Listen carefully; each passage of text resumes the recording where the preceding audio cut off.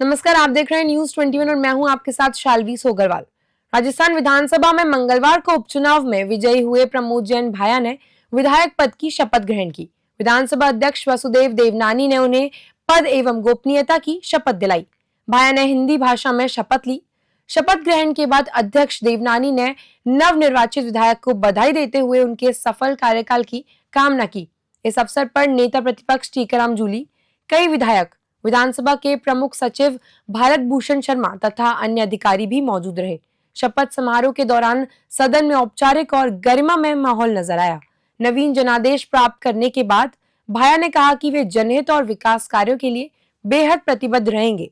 समारोह के उपरांत सभी सदन सदस्यों ने उन्हें शुभकामनाएं देते हुए सहयोग और सकारात्मक राजनीति की अपेक्षा व्यक्त की।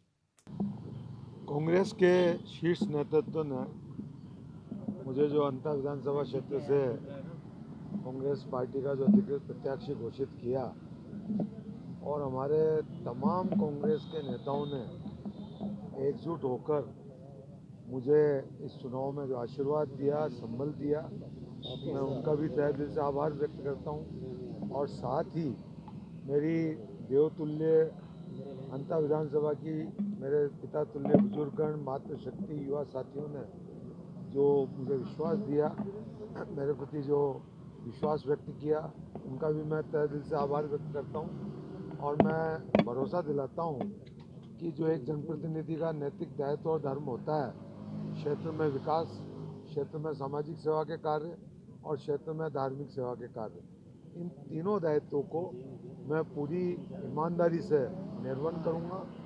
और हमारे नेता प्रतिपक्ष सम्माननीय जूली साहब के नेतृत्व में विधानसभा में अंता विधानसभा क्षेत्र सहित जनहित के मुद्दों को प्रभावी रूप से उठाकर सरकार का हम ध्यान आकर्षित करेंगे। ये मैं पूरा राजस्थान की जनता को, अंता विधानसभा क्षेत्र की जनता को भरोसा दिलाता हूँ। अब एक प्रदर्शन तो कर भी चुके हो मंडी पे किसानों के साथ में, क्या मैसेज है उस प्रदर्शन? जो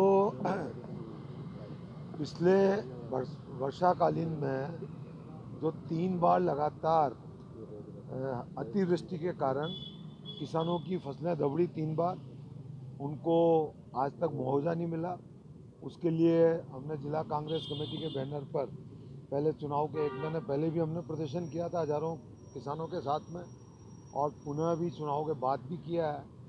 और आज भी मैं पत्र भिजवा रहा हूँ, क्योंकि हमारे यहाँ इस बार गेहूं की फसल की बुआई बहुत अधिक हुई है।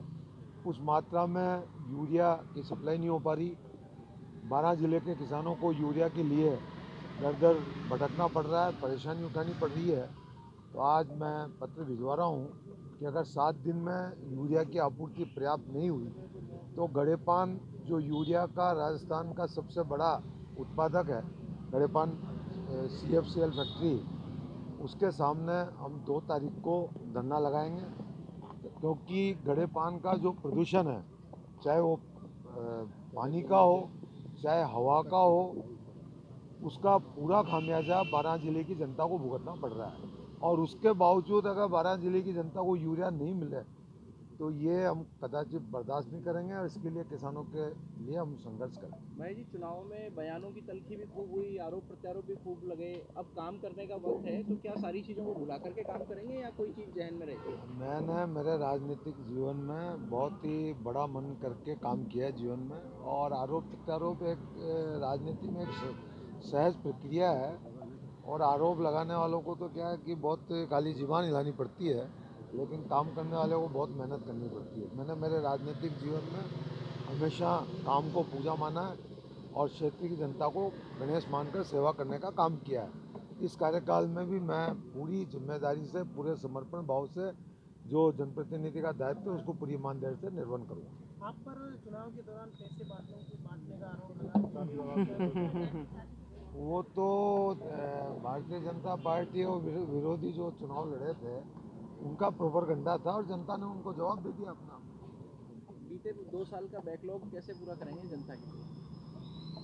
जनता, मैं तो पहले भी जनता के बीच में रहता था, आज भी जनता के बीच में, और मरूंगा जहाँ तक जनता के बीच में रहूँगा, तो मेरा कोई बैकलॉग नहीं।